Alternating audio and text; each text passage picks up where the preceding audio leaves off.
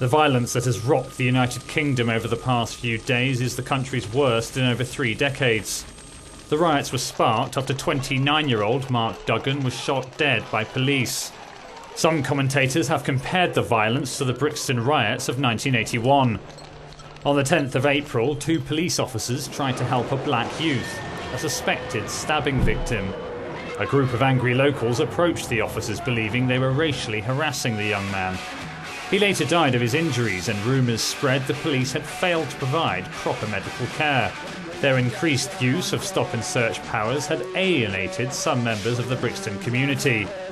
The Clash depicted those feelings of discontent in their 1979 record, The Guns of Brixton. Officers needed a mere suspicion to exercise the power, and Brixton residents had long complained of heavy-handed treatment. 30 years later, and the young people of South London speak of similar problems. They say tensions with the authorities remain and complain they have little prospect of finding a job. It's a cry-out call, as well as the police. They harass them a lot for no reason.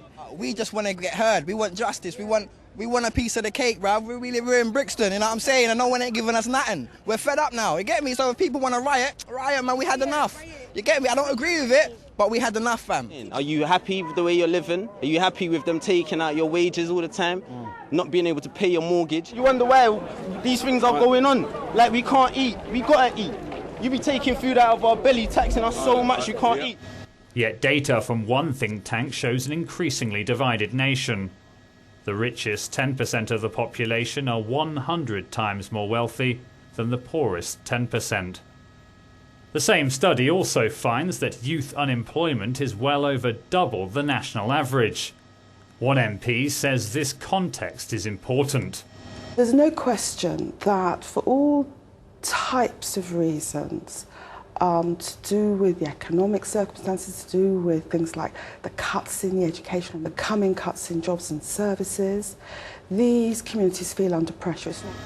But the reaction on social networking sites has been almost universal. Britons say poverty is no excuse for violence.